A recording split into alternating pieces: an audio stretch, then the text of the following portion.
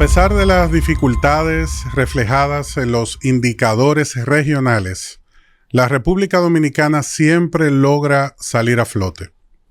Dios nos ha protegido y hoy nos invita a caminar con prudencia, conscientes de los desafíos y confiados en su cuidado.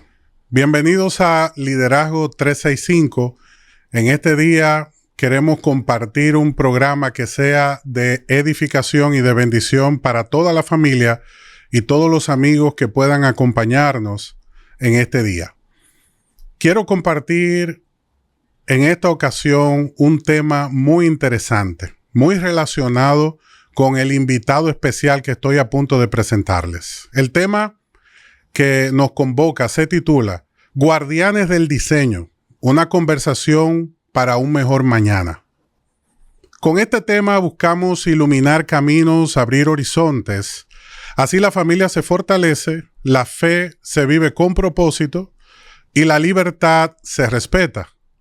Vamos a pensar, vamos a aprender, vamos a crecer juntos, recordando que todos estamos llamados a ser guardianes del diseño para un mejor mañana. En este día nos acompaña don Pelegrín Castillo y quiero hablarles un poquito de su historia. Yo sé que es conocido ampliamente en nuestra nación, pero no quiero que pierdan ningún detalle porque esto le da todavía más valor a la conversación que hoy vamos a compartir. Destacado líder político, académico y firme defensor de la identidad y la soberanía de la República Dominicana. Ha servido al país como diputado, candidato presidencial y primer ministro de Ingeniería y Minas, impulsando políticas estratégicas para el desarrollo nacional. Su trayectoria refleja compromiso con las instituciones y la defensa de los recursos nacionales. Como profesor, ha formado generaciones en Derecho Constitucional, Ideas Políticas y Geoestrategia, además de aportar en espacios militares y académicos sobre seguridad y desarrollo. Hijo del connotado jurista y gran maestro del derecho, el doctor Marino Vinicio Castillo. Junto a su familia han desarrollado un legado que ha beneficiado a nuestra nación por mucho. También don Pelegrín es reconocido por su análisis en temas de soberanía, migración y crisis regional. Su liderazgo une experiencia política, visión estratégica y sobre todo una vasta vocación de servicio a nuestra nación.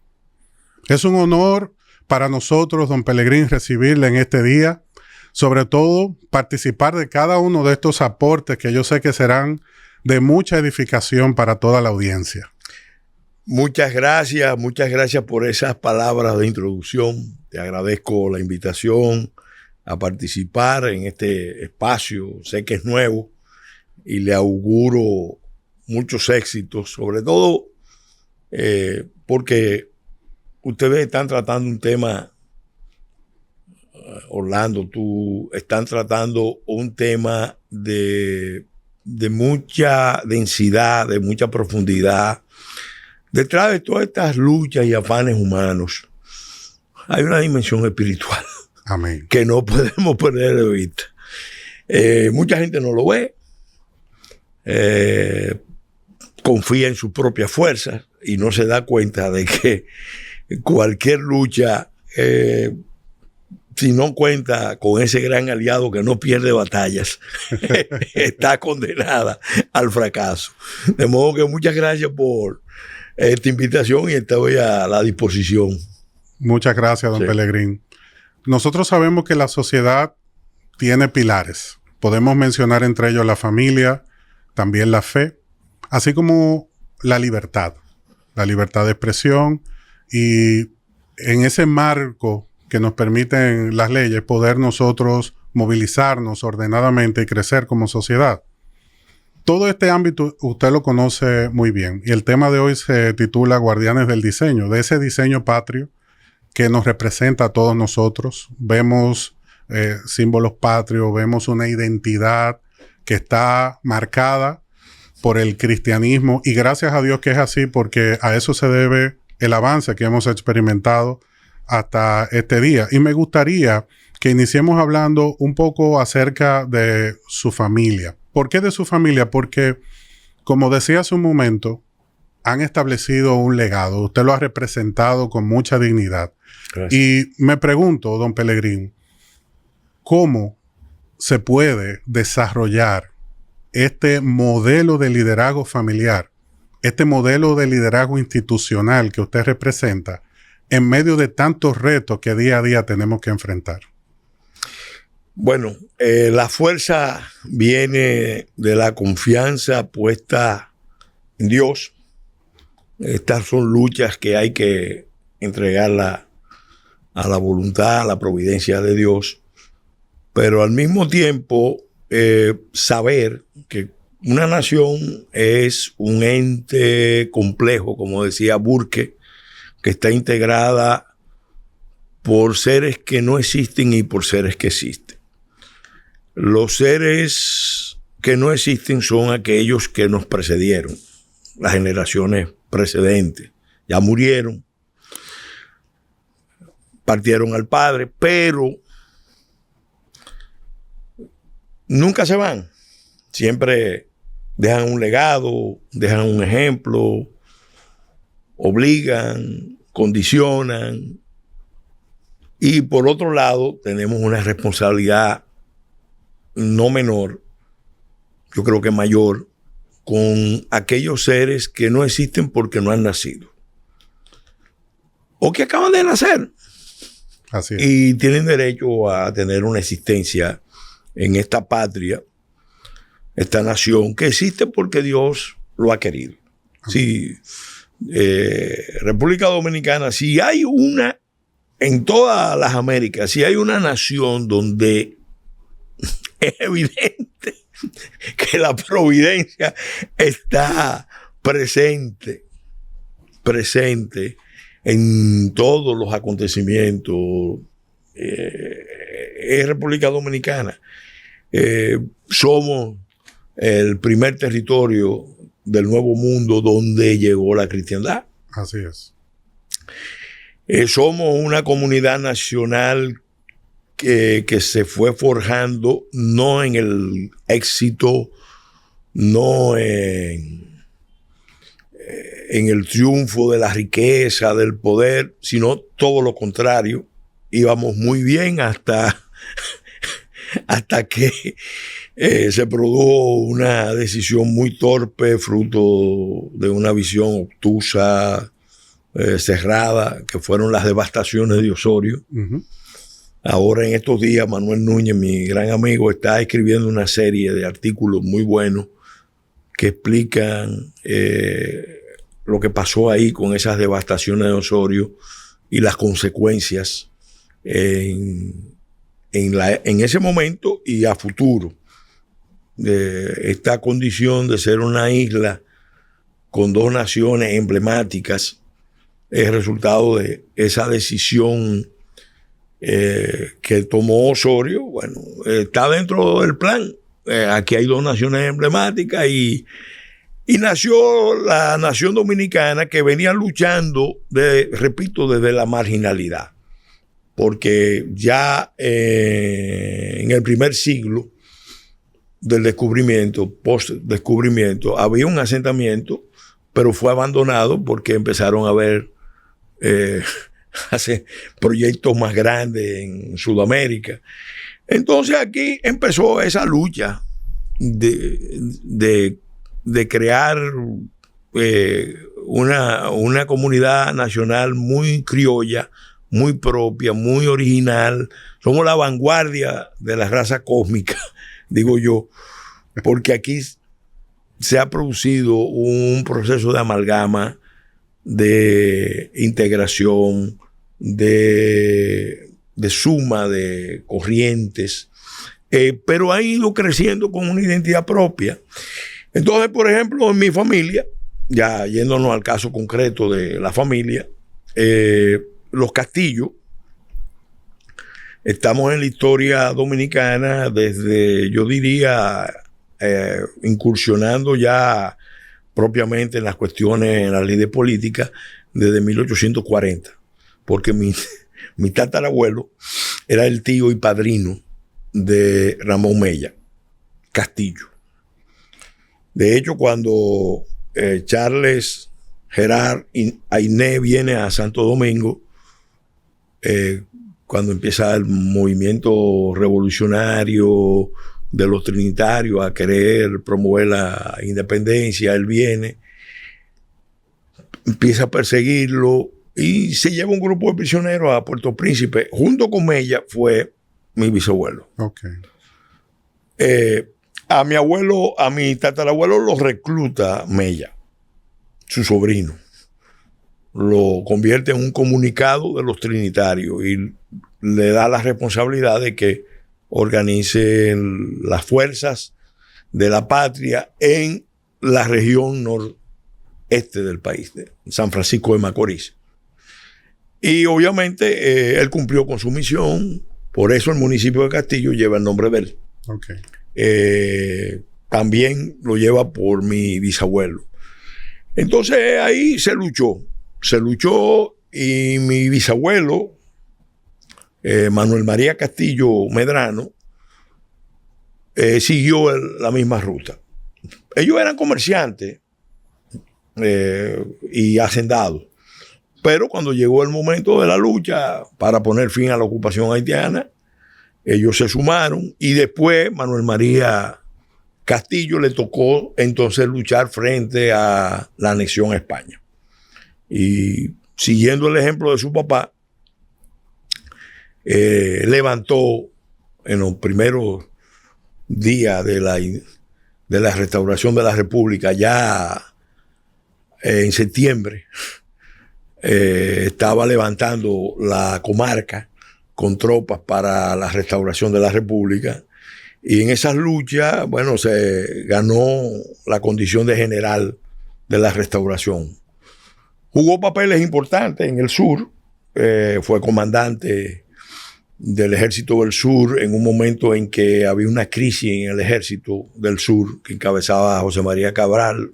Cabral había salido por una serie de razones y había muchos riesgos de división del Ejército del Sur, entonces a él lo mandan a cubrir la vacante del comandante y él tenía más condición de político que de militar, pero era general y movía tropas, pero sobre todo tenía la capacidad de unificar las tropas y mantuvo el ejército unido hasta que volvió Cabral. Lo movieron al este, al frente del este, ahí peleó en varias batallas del este con Eusebio Mansueta. Y bueno, fue de los generales de la restauración. Hay una anécdota familiar y es que él, en su incursión en el sur, protege a Ulises Heró. Ulises Heró era un general muy bravo, muy valiente. Se ganó su reconocimiento histórico peleando en el campo de batalla. Realmente él se puede decir que generaba muchos problemas ahí con los sureños. Había un ánimo, lo tenían detenido para fusilarlo. Lo acusaban de malas prácticas. Y entonces el que lo protegió y lo salvó, porque era un hombre luperón, era mi bisabuelo, Manuel María Castillo Medrano. Y desde ahí ellos establecieron una buena amistad. Porque en medio de la guerra, Manuel María Castillo entendía que un soldado de ese calibre por falta que hubiera cometido, no debían fusilarlo. Entonces lo salvó y desde ahí la relación entre ellos siempre fue muy buena y muy respetuosa, porque Lilis, ya cuando fue hombre de poder, lo respetó mucho y oía mucho su criterio. Al final le pidió que fuera gobernador de la Nordeste, de la provincia Pacificador. Y ahí mi bisabuelo jugó un papel importante como un armonizador en la historia de la zona. No le gustaba mucho la represión de la población, prefería usar métodos políticos. Y además fue un hombre con un liderazgo desarrollista. Para esa época el progresismo era traer un tren y él fue uno de los que con Goyo Rivas empezó a mover el tren Sánchez, La Vega, Moca, Santiago, y el ramal San Francisco de Macorís, La Gina, lo construyó mi bisabuelo siendo gobernador. Pero fomentó mucho la siembra del cacao. Esa fue una de las misiones más importantes. Por eso la región nordeste tiene mucho liderazgo en la producción de cacao. Fue diputado y fue ministro de Interior en uno de los gobiernos del Partido Azul. Y bueno, jugó bien su papel. Mi abuelo, hijo de Manuel María, nació en Los Jobos, en el sur. Fue en cierta manera hijo de la guerra, porque general Manuel María Castillo se mudó al sur con Domitila Agramonte, tuvo una relación, ellos no se llegaron a casar, pero tuvieron una relación y de ahí nació Pelegrín Castillo Agramonte. La familia Agramonte era de agricultores, de terratenientes de la zona, especialmente de Los Jobos. Y entonces, con el tiempo, el muchacho, que era muy inquieto, yo llevo el nombre de él. Esa fue la inspiración. Sí, su papá lo llevó a San Francisco de Macorís para educarlo allá, porque era muy, muy inteligente, muy inquieto. Y después lo mandó a la capital y se convirtió en discípulo de Eugenio María de Hostos. Uno de los discípulos queridos, preferidos de Hostos. Abuelo era paradójicamente, su papá era gobernador, pero su hijo era contrario al gobierno de Ulicero. El mismo Hostos no simpatizaba con el régimen de Lili. Y entonces, siendo muy joven, abuelo Pelegrín jugó un papel importante con muchos otros jóvenes de San Francisco de Macorís, porque cuando matan a Heró, ellos se van. Cosa de la vida, ahí es que se cruzan los Castillos con los Rodríguez. Se van de San Francisco de Macorís a la finca del Pozo, donde vivían los Ureña, que eran cuñados de Mocáceres, y los primos de ambos, de Horacio y de Mon, que eran los Rodríguez Vázquez. Mi bisabuelo era primo hermano de Mon y de Horacio. Y entonces, cosa de la vida, Pelegrín con los jóvenes se suman a la insurrección, a la concentración de fuerzas que se estaba dando, donde nosotros como familia tenemos el fondo familiar, la finca María Virgen se llama, en nombre de la Virgen, pero en nombre también de mi bisabuela, que se llamaba María Virgen de la Cruz, que era una hacendada, una terrateniente de toda esa zona. Entonces ahí se concentran y bueno, dice don Jaime Julia que de ahí salió la Revolución del Pozo. Su papá, que era gobernador, ya tenía un problema porque su hijo estaba en el movimiento ya de los que ajusticiaron a Lilis, y obviamente el ambiente que había no era para la persecución, sino para buscar una salida porque el ambiente nacional, todo el Cibao estaba insurreccionado. De hecho, hay una historia, una anécdota familiar, que Manuel María lo fue a ver al presidente Heró y le dijo, compadre, mire, vine a verlo con esta tropa, queremos acompañarlo, porque los rumores aquí en el Cibao no nos dejan tranquilos, hay ambientes difíciles. Heró le dio una respuesta de que era cabaloso. Y el Lili le dijo, compadre, mire, esto está malo porque yo tuve que al caerme bajando el barco. Él entendió como que era una señal de...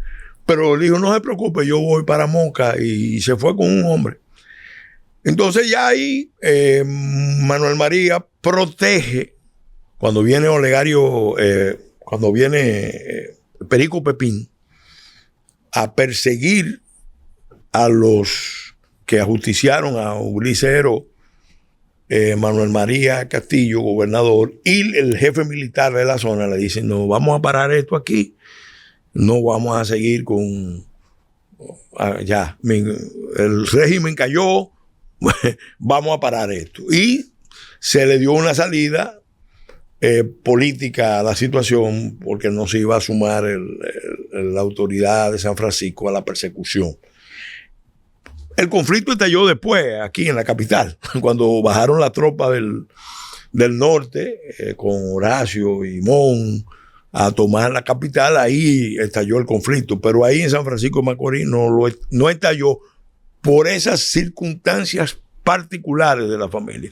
Mi abuelo después fue un jurista, él se graduó en 1901, abrió su oficina de abogado en 1901, es decir, la oficina de nosotros tiene 134 años.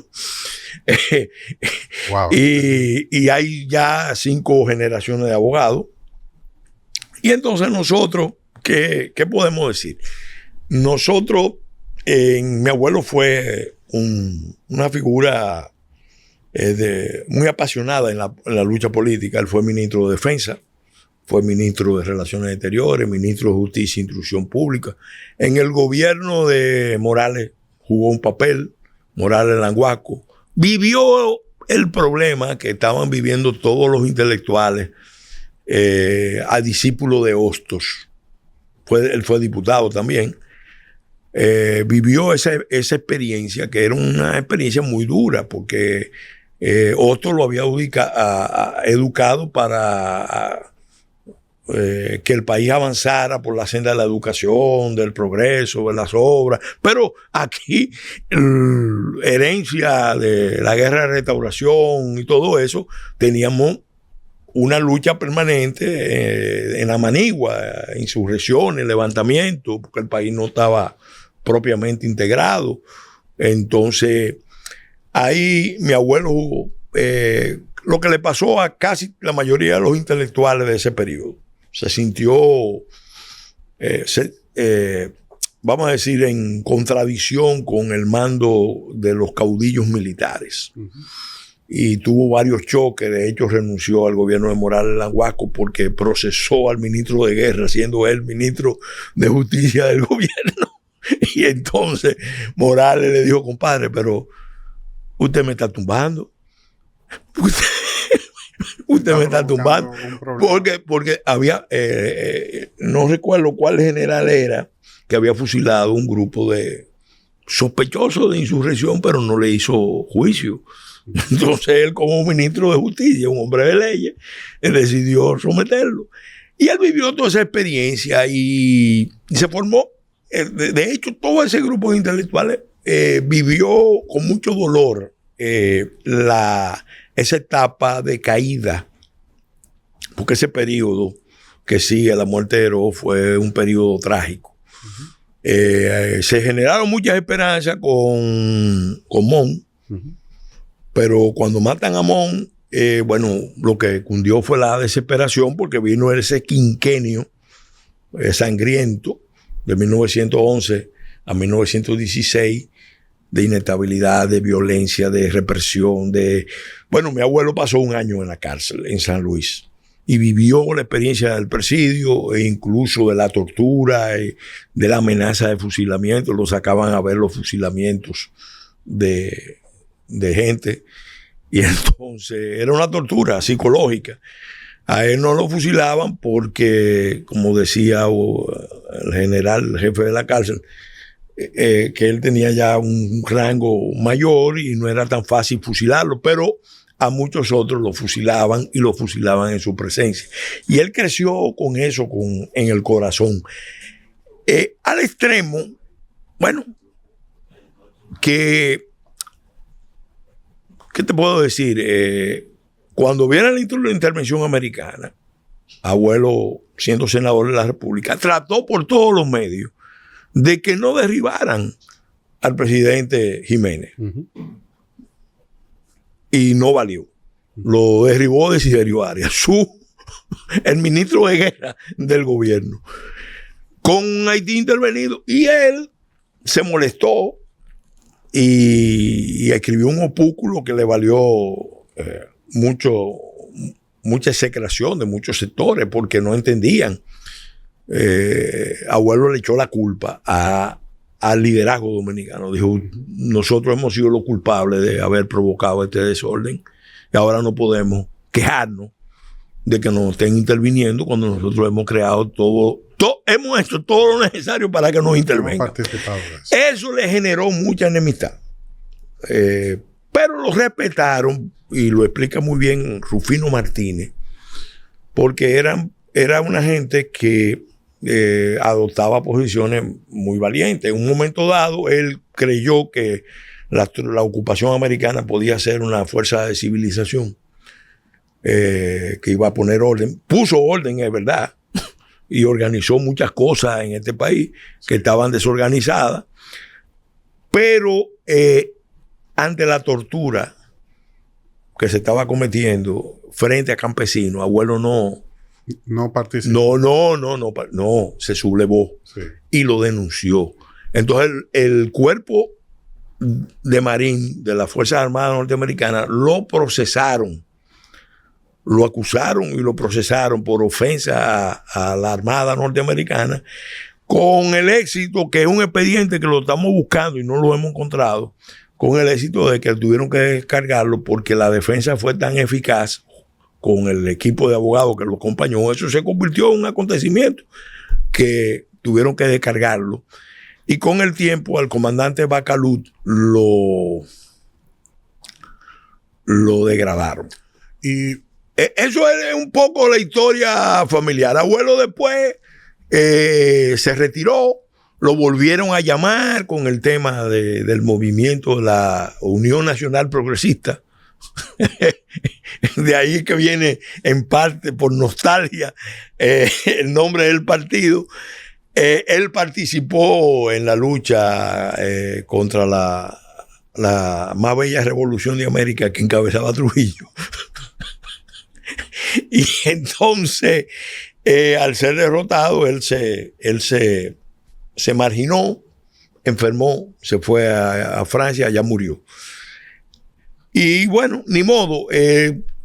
Mi padre nació, no conoció a su padre. Cuando abuelo muere, él tenía 2 meses fuera. Su hijo nació y no lo conoció, pero siempre tenía la referencia. Mi papá creció como el último hijo de una familia grande, 2 matrimonios. Cuando mi abuelo enviudó, casó con Narcisa Rodríguez Núñez, mi abuela. Y entonces, eso, ¿qué digo? Le marcó mucho su existencia. Él lo relata en sus obras, en la evocación del padre, la imagen del padre y todo eso. Y le tocó ya como un abogado de los más brillantes de San Francisco de Macorís, del Cibao, ya jovencito, se destacaba, hijo de Pelegrín, el que también fue un gran jurista. Entonces fue llamado a servicio por el régimen de Trujillo cuando Trujillo tenía los problemas que tenía. Como llamó a un grupo de gente aquí y lo metió en la fila para limpiar la cara del régimen. Y a él le tocó esa etapa final y ahí es que empalma con Balaguer como secretario de Trabajo, encargado de la secretaría, pues, porque él era su secretario. Y jugó un papel. La historia ya del viejo ha sido una historia de muchas luchas. Yo digo que él encaja perfectamente en la definición que hace Jacques Maritain, hablando de las personalidades proféticas. Dice que en cualquier sociedad compleja, de masa, además de las grandes estructuras de poder, siempre se necesitan esas minorías militantes y esas personalidades proféticas que son las que ponen la levadura de las grandes causas, las que marcan los rumbos, las que se atreven a decir lo que las grandes fuerzas por los intereses creados no dicen. Entonces el viejo en eso ha sido coherente. Sí, ha sido y ha pasado con el tema de la reforma agraria, con el tema del crimen organizado, el tema de la corrupción, y el tema de Haití, donde ahí el que ha intervenido más soy yo, ya cuando me meto en esto. Ahora, desde niño me jalaba la política. Yo nací político. Yo nací en un vecindario político. Yo creo que no tenía duda a los 6 años. Cuando vinimos a vivir para la capital, yo vivía en ambiente político y era el niño inquieto que estaba oyendo a los mayores, que se metía en las discusiones, en un vecindario político donde estaban los Enrique, más Enrique Ureña, los Fiallos, los Delgado Malagón, bueno, y era el vecindario más político y más diverso, porque había gente de derecha, de izquierda, y uno creció ahí, mi familia paterna sobre todo. Ahí recibió su influencia. Sí, sí, sin duda. Eso. Y una pregunta, don Pellegrini. Sí. A propósito de la construcción de este legado, ¿cómo usted lo ha entretejido con la historia? Que es lo que precisamente buscábamos. Llegar al punto de conocer al hombre detrás de esa defensa de los derechos nacionales, que no llega a desarrollarse de manera improvisada, sino que tiene una razón de ser. Usted que ha construido esto, quiero hacerle una pregunta. ¿Entiende usted que la identidad dominicana está lo suficientemente fuerte, está arraigada en la nación a este nivel en el cual nosotros nos encontramos? Bueno, yo vengo sosteniendo que nosotros estamos ahora mismo en una situación. Estamos viviendo una prueba muy grande, donde nosotros tenemos que afirmarnos como nunca antes, como nación. Tenemos que superar el modelo de finca con pasaporte. Desde el inicio de la historia dominicana, yo soy un estudioso de la historia dominicana, el dilema que hemos tenido como nación es el de, se puede definir entre 2 términos: ser una finca con pasaporte de unos pocos dueños o ser una república con un proyecto nacional para todos los dominicanos. El Partido Trinitario, ¿qué quería? El proyecto republicano, que fuéramos una república. ¿Qué querían los otros grupos que dominaron fundamentalmente en toda esa etapa? Bueno, ejercer el poder, ejercer el dominio, pero no sobre una república donde hay ciudadanos, sino sobre una finca con pasaporte donde ellos son los dueños y señores y los demás son los administradores, los capataces, los peones o los ganados. Entonces esa lucha ha estado, el que le da seguimiento a ese contrapunto se da cuenta que eso está en el origen de la historia dominicana, y por un lado se avanza en un sentido, por otro lado se retrocede, pero ahora hemos llegado a un punto que yo digo que es el más peligroso de todo, porque está terminando un ciclo de la historia nacional, pero al mismo tiempo está terminando un ciclo de la historia del mundo, donde el primer proyecto de imperio global, la globalización, el transhumanismo, el multiculturalismo, el multilateralismo, toda la visión que manipulando el concepto de derechos humanos llega a la negación de la condición humana, porque eso es, ahí es que está la mano, vamos a decir, perversa, diabólica, en nombre de la libertad y en nombre de los derechos humanos. Lo que se está imponiendo es un totalitarismo en todo el mundo, o se estaba imponiendo. Eso empezó a derrumbarse, se está derrumbando a escala planetaria. Entonces viene un proceso de reacomodamiento de las fuerzas y la nación dominicana está ante uno de sus momentos más difíciles. Tenemos una oportunidad, yo digo, de salirnos de la trampa en que hemos sido colocados. Yo le he escuchado hablar, don Sí. Pelegrín, bastante Sí, en los últimos días y con mucha pasión sobre el reto religioso. Sí. Usted está hablando de identidad, está trayendo ahora la situación actual que estamos enfrentando como nación. Esto afecta el liderazgo, esto afecta a la familia, todas las estructuras. sí, Entonces ahora se añade un tema religioso, sí. que usted ha sido un abanderado, ha puesto la nación bajo una conciencia clara del reto que estamos enfrentando. ¿Cómo usted lo puede dimensionar en este momento? Mira, es el mayor de los retos. Cuando abordamos el tema de la reforma constitucional, yo fui con una idea muy clara de que teníamos que hacer un esfuerzo de blindar en la Constitución de la República aspectos esenciales. En primer lugar, blindar la vida humana como derecho fundamental, desde la concepción hasta la muerte natural. Amén. Eso fue una batalla, la ganamos. Se produjo una alianza sin precedentes entre cristianos, católicos y evangélicos. Y fue tan fuerte que las otras fuerzas quedaron propiamente a la defensiva y no pudieron evitar que se blindara la vida como derecho fundamental. Porque antes de eso habíamos vivido la experiencia de varios intentos de empezar a legalizar el aborto, a normalizar el aborto. Hemos ganado la batalla jurídica. La batalla de la vida es otra cosa. La batalla de los valores, de la cultura es otra cosa. Pero en la batalla de la vida se ganó, la batalla jurídica, constitucional, legal se ganó ahí. Pero fíjate que si esas fuerzas se sentían con ánimo de seguir insistiendo, que a pesar de lo claro que era el texto constitucional, ellos han seguido intentando la despenalización del aborto, y siempre con el ardí de las famosas 3 causales, porque no es más que una engañifa, un ardí medio perverso.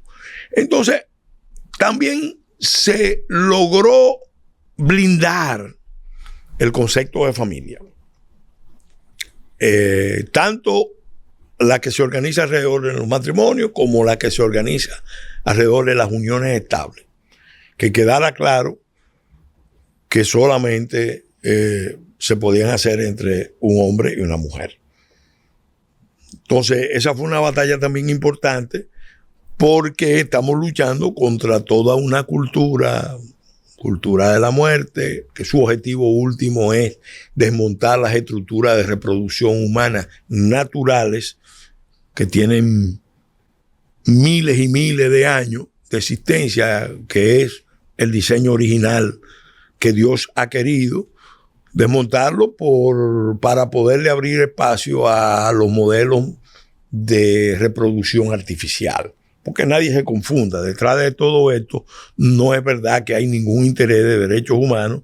Sí hay, con una visión herodiana, No hay duda, reducir las poblaciones del planeta y entonces establecer unos modelos de reproducción artificial usando las tecnologías de la cuarta revolución industrial, incluida inteligencia artificial.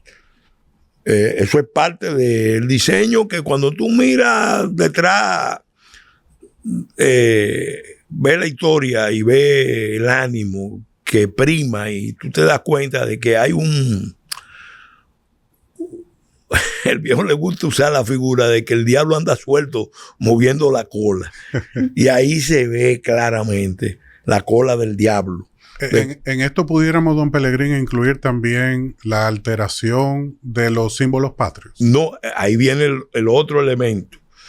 En la reforma constitucional, los símbolos patrios necesitaban precisión y nos empeñamos en hacerlo bien explícito. Incluso definir claramente que en el escudo nacional la Biblia estaba abierta en ese pasaje de Juan que tiene esa sentencia que debe ser una guía para todos. Y conoceréis la verdad y la verdad os hará libre. Porque la verdad, que somos creyentes, sabemos que la verdad es Cristo. Y que la libertad de los hijos de Dios viene precisamente de buscar el encuentro con Dios, con la verdad. Así es. Ahora, ¿qué pasa? Hubo un debate en otras dimensiones. Yo mismo recuerdo el discurso que pronuncié donde yo le decía a algunos amigos que me decían que no metiéramos temas religiosos. Yo les decía, pero señores, el concepto de verdad no es solamente un tema religioso. Hay una verdad jurídica. Hay una verdad jurídica, hay una verdad científica que siempre es provisional, porque nunca concluye. Entonces, la búsqueda de la verdad es un valor que una sociedad tiene que tener presente. Y conectar la verdad con la libertad es esencial, porque nosotros tenemos ese lema que dice Dios, patria y libertad. La patria existe porque Dios lo ha querido. Y existirá porque Dios lo ha querido.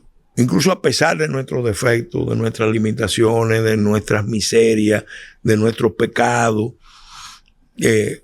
Obviamente no podemos tentar a Dios porque a veces abusamos de su misericordia y de su generosidad y de su amor.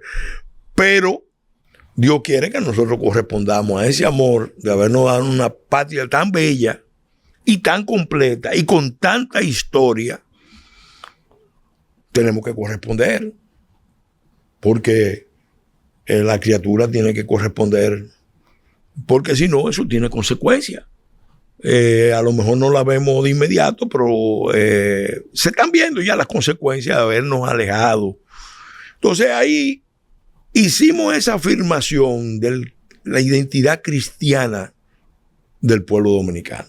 Incluso buscamos unas fórmulas, los diputados que estábamos en la coalición, para poder evitar un debate que querían meternos para dividir el movimiento, que era el tema del concordato y el tema de la legislación religiosa, del matrimonio con efectos legales hechos por congregaciones religiosas. Ahí se ganó esa batalla porque buscamos la fórmula legal. Y ahí mismo también ganamos otra batalla importante, por lo menos a nivel constitucional, porque ahora hay que concientizar a los padres de la importancia de que ellos eduquen a sus hijos.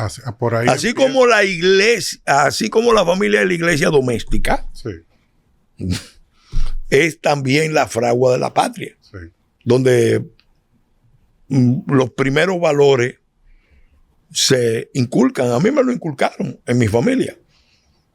La oración, el primer pensamiento del día y el último del día dedicado a Dios a la hora de la comida, Porque ahí viene la mamá, ojo, yo no he mencionado a mi mamá. Mi mamá para nosotros, para los Castillo Semán, bueno, es una experiencia única porque yo tenía un profesor que decía que la República existía por las mujeres. El padre Uribía de Concepción Reynoso era profesor de filosofía en la UNFU y antropólogo de universidad alemana. Él tenía una tesis sobre el carácter matrifocal de la estructura familiar en República Dominicana. Y él decía, la República existe por las mujeres. Así es. Porque los hombres en la Primera República y en la Segunda República estaban volcados al campo, al acto, a la guerra, a la leva. Entonces, ¿quién quedaba criando, educando, levantando la familia? Bueno, tenemos la familia matrifocal extendida, porque aquí caben los compadres, los tíos, los abuelos, los primos. O sea, y es una bendición. Es una bendición. Entonces nosotros tuvimos esa experiencia con la madre, con nuestra madre, tenemos que hacerle justicia, que le dio un apoyo tremendo a mi padre en todas esas luchas. Ellos tuvieron su periodo complicado, pero con el tiempo, óyeme, el sentido de familia se impuso y propiamente nosotros fuimos educados muy bien en la fe, tuvimos muy buenos profesores. Oímos siempre mucha predicación católica, pero también evangélica, pues yo tenía una tía, Eurídice Rodríguez, hermana de mi papá, que fue una gran predicadora religiosa, y ella tenía una espiritualidad muy elevada. Yo tenía unas tías y una madrina que me dieron, bueno, yo tuve acceso a una biblioteca donde me permití leer a San Agustín a los 16 años. Muy interesante lectura. Tanto Confesiones como Ciudad de Dios lo leí un poco después. O sea que y yo le tengo que dar gracias a Dios y a la vida que me ha dado, porque me ha marcado mi vocación. Yo nunca tuve, yo estudié Derecho, pero yo nunca tuve duda de que mi vocación era el servicio público, la política y la defensa de la patria, desde jovencito. Nunca. Por eso pocas veces me puse yo una toga. Ahora, para no desconectarme del derecho, me decidí vincularme a la academia, y por eso fui por muchos años, como tú bien recordabas, profesor en distintas universidades, y he continuado siempre estudiando. Pero te decía que esos elementos, la libertad de educar a los hijos en la fe, en los valores, es una libertad, un derecho de la familia. Recuerdo una discusión que tuvimos ahí con unas colegas diputadas que querían cambiar el orden, que le iban a dar prioridad al Estado, a la sociedad y después a la familia. Le digo, no.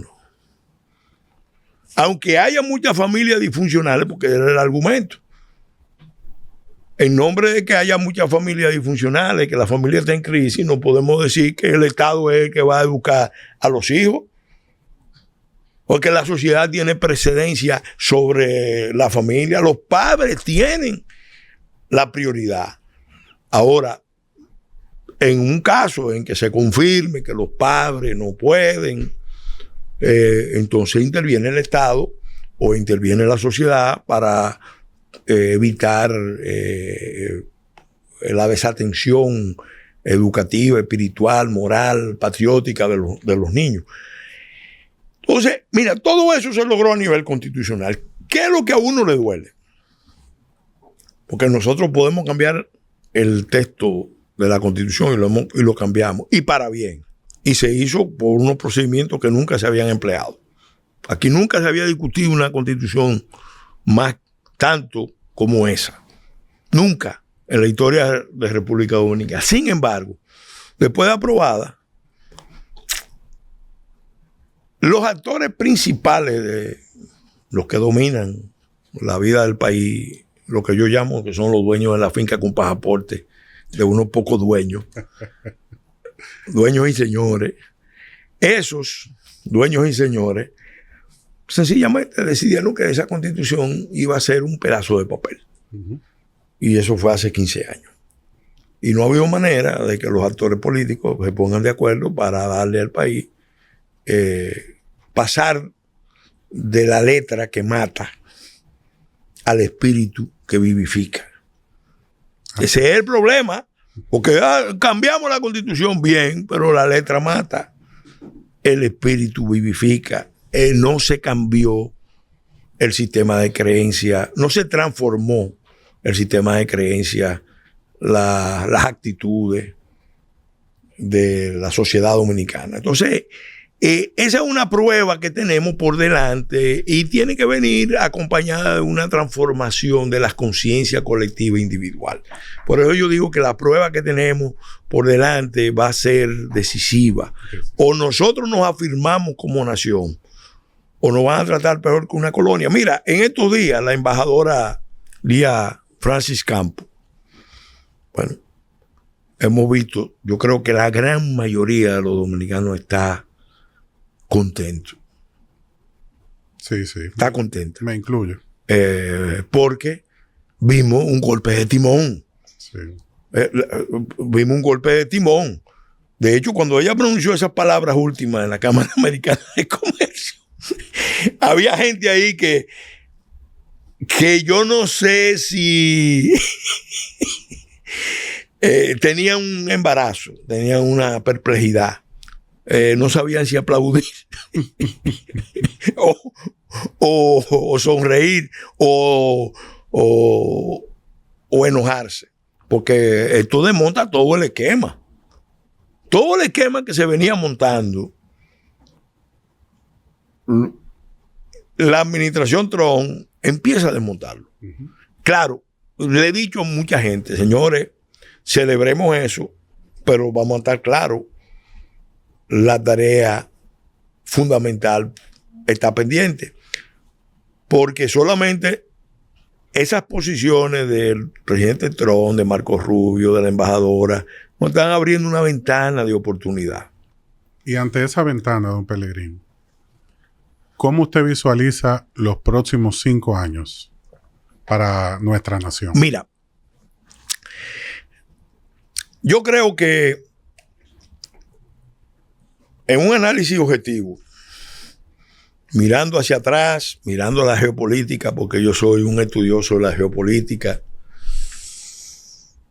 y obviamente confiando en la providencia de Dios, el Caribe se ha vuelto a convertir en esta ocasión en un escenario de conflicto de las grandes superpotencias y sus aliados locales. Y lo que pase en la región, para bien o para mal, va a tener repercusiones aquí. Muchas ondas. Que nos afecte gravemente en contra o favorablemente a favor, va a depender del sentido que el liderazgo tenga sobre la necesidad de unificar al país. Que surjan fuerzas, actores dispuestos a unificar al país, incluso a pesar de la política de mala clase. La política de mala clase que divide, que mantiene a la gente entretenida, que la mantiene en la superficie, o como yo he dicho, en negación, en modo yesé. El techo se está agrietando, pero los responsables no terminan de actuar. Entonces, espérate. Escenario posible. Yo creo que los indicadores económicos de la finanza pública no dejan lugar a discusión. El modelo político, económico, partidario que tenemos está finalizando un ciclo, está terminando. No es viable. Tenemos déficit fiscal, déficit cuasi fiscal, sobrecostos, costos ocultos, debilidades institucionales, crisis en muchos servicios. Resultado de unos modelos de articulación que son perversos o degradados entre política y negocio. Entonces, frente a eso, que nos puede llevar a una crisis mayor combinado con los factores externos o potenciado por los factores externos, tendríamos varios escenarios. Pudiera venir un escenario de una salida de sección. Cuando fallan las clases dirigentes de un país, puede venir un fenómeno de caudillismo, de mesianismo, con rasgos autoritarios, dictatoriales, civil o militar. Pues eso pudiera pasar. Está pasando ya en otras partes. Ese es un escenario previsible. Otro escenario, que sería el peor de todos, es que se vuelva a repetir el ciclo que vivió el país después de la caída de Heró. Hace más de 100 años, 126 años. Que es que vengan luchas internas, el sistema se produzca un derrumbe, para usar la expresión que usó Federico García Godoy, un nuevo derrumbe. En este caso, un derrumbe del Estado, en estas condiciones, con un Haití fallido, en medio de toda esta crisis, de todo este mare magnum que estamos viviendo. La situación religiosa y social. Sí, no puede provocar daños difíciles de revertir. Difíciles de revertir, porque tenemos que tener conciencia también de que cuando tú miras hacia atrás, ¿cuántos pueblos no han desaparecido? Sí. ¿Cuántos pueblos que tenían un Estado lo perdieron? Y las naciones pequeñas con la ubicación, por un lado privilegiada, pero por otro lado de alto riesgo que tiene República Dominicana, están más expuestas que nunca. Eso puede pasar. Eso puede pasar. Pudiera venir acompañado de intervenciones internacionales. Y ahora mismo hay mucha gente preocupada, pero de hecho ya tenemos muchos problemas. Penetración del crimen organizado transnacional en la política, descomposición de la economía por el influjo de dinero ilícito, de activos ilícitos, problemas de diferentes tipos. Sí. Entonces, el tercer escenario, que sería el óptimo, es que los mismos actores que están ahora dominando hagan un esfuerzo de introspección, de autocrítica, de reflexión y digan, bueno, tenemos que cambiar. Uh-huh. Vamos a hacer una transformación, una metanoia. Vamos a convertirnos propiamente en otro país, y los esquemas con que nos hemos venido manejando, eso hay que acabarlo. Y a ese modelo... eso sería lo ideal. A ese modelo es que nosotros entonces apelaríamos. Pero es afirmando la república. La otra opción es que, a pesar de la degradación de la política y de el rasgo extractivo de la economía dominicana, venga un movimiento. Yo voy a abogar por eso, estoy planteándolo. Lo vengo planteando a muchos sectores de liderazgo del país y a la opinión pública, que venga un movimiento orientado fundamentalmente a producir una transformación de la conciencia colectiva e individual, que venga desde la sociedad. Porque, lo digo para cerrar, mira, O nosotros nos afirmamos como nación a través de la condición de república que crea ciudadanos, porque no hay república sin ciudadanos, o nosotros sucumbimos. Entonces eso, crear ciudadanos, significa, entre otras cosas, transformar el aparato productivo del país para que los dominicanos se integren a la producción y que a partir de su integración exitosa, creciente a la producción de bienes y servicios, con vocación exportadora, los dominicanos puedan también mejorar permanentemente su condición, cambiando también los modelos de vida, porque no podemos seguir promoviendo la idea de que el éxito es ganarse un Lamborghini en un concurso de una casa, una casa alocada. Entonces, eso no puede ser el modelo social, porque eso es subversivo. Eso le beneficia a una serie de grupos que le interesa mantener ese esquema. Entonces, si nosotros logramos esa transformación, ya integración a la producción, integración a un consumo donde la palabra austeridad sea bien vista, nosotros entonces podremos construir